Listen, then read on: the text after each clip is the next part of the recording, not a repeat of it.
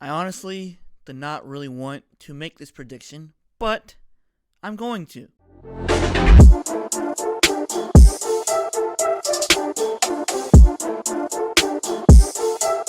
What's going on, guys? This is Elijah here from Gridiron International, and today, as you guys can see, I'll be talking about the Michigan Wolverines versus the Indiana Hoosiers. And Indiana is currently ranked, and they're currently 2-0, while Michigan is 1-1. And yes, as you guys know of the horrible game that Michigan played Saturday, and yeah, they looked like they were unprepared, and of course, the defense of Don Brown's defense was just atrocious for Michigan, and Michigan, they got beat so bad, like, it was just not great. Their one-on-one in secondary was terrible. It's just Michigan State just threw all over them, and like Rocky Lombardi had 3 touchdowns, passed for 300 plus yards, and Indiana, they're not no joke. They beat Penn State on a questionable last inning overtime dive by the quarterback. It didn't look like his knees were down, but the ball passed the pylon, and therefore it was a touchdown. And they upset Penn State. And I think who else? They also beat Rutgers pretty handily. And Rutgers also lost to Rutgers beat Michigan State, which is kind of funny to see, if you ask me. And it's just 20. I mean, they won. Like, Michigan won against Minnesota. I thought it was 45, but it's 49-24, first game. And then they did not show up really, especially for the defense that game. And everybody thought that Michigan was going to blow out Michigan State. But here we are, 1-1. And of course, let's go through the matchup predictor. They have Indiana already with a 56.8%. Michigan 43.2%. So that's not great. And they are being played at Memorial Stadium, which is in Indiana, with a little bit of amount of fans. But let's go ahead to go to the season leaders. Michigan actually has a good quarterback. They didn't really use him too well that much because they had problems throwing the deep ball, and they threw a lot of short passes to like a lot of these swing routes, a lot of these screens, and it just wasn't really that fun to watch. But Joe Milton is doing a pretty good job so far as a starter. 47 through 73, 525 yards passing and 1 touchdown, not too bad. But for Indiana has a pretty good quarterback. He's the one that I think won the game. That diving touchdown to win the game. Penix threw for 36 through 62 pass to completions to percentage to attempts, 408 yards, 4 touchdowns, and 1 interception. So they're going to be doing pretty well on the passing game. Rushing wise, Haskins for Michigan's done a pretty good job with 14 carries, 138 yards, and 3 touchdowns in 2 games. That's pretty impressive. We got Scott for Indiana.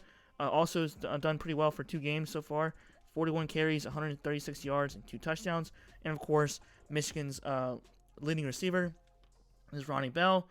And, he has 8 receptions, 122 yards, and that is it for Michigan.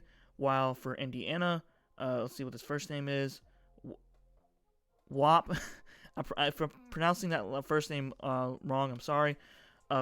Filior, or is that how you pronounce his last name? He's done a really good job with Indiana with 10 receptions, 173 yards, and 1 touchdown. So I probably just butchered that whole name. Forgive me. I'm sorry. So let's go lastly to the team stats. Points per game, Michigan 36.5 to Indiana 36.5, which realistically that is correct. And of course they're almost even with defenses as well. Only allowing 25.5 for Michigan, 28.0 for Indiana. Yards allowed 460 total yards on offense 466.5, while Indiana has 277.0. That's not really that great. Yards passing, we have Michigan 262.5 with Indiana 204.0. Yards rushing, Michigan 204.0, and Indiana with 73.0. And that's not great at all. Yards allowed. This is where looks can be very deceiving for Michigan. Yards allowed, total offense or for defense, 387 yards allowed. Indiana 367.5.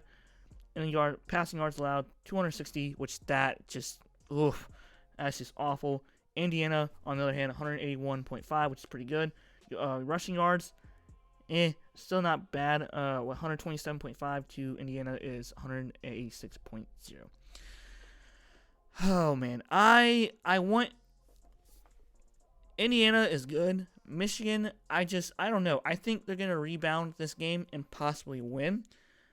But after watching that Michigan State versus Michigan game, their defense got torched, and I think Penix is going to see that and he's going to torch that defense even more.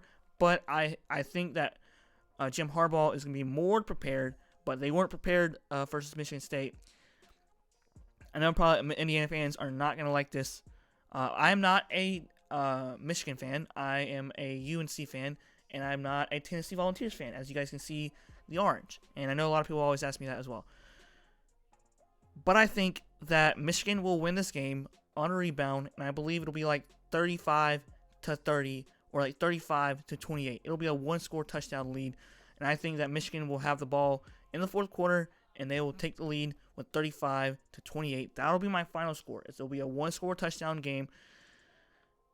I don't know if I just don't understand, or I don't know if my prediction will be right, but I'm lost with Michigan because everybody thought they were going to blow out Michigan State after they just lost to Rutgers. And of course, they didn't. So yeah, let me know in the comments below what you guys think. Who will win this game? Will Michigan rebound and win, or will Indiana go undefeated and beat Michigan? And Michigan will be on a 2-game losing streak because Jim Harbaugh, he's on the hot seat because that game was just a horrible game last night or yesterday. So yeah. Alright guys, like, comment, subscribe. Thanks for watching. More predictions on the way today, and see you guys later.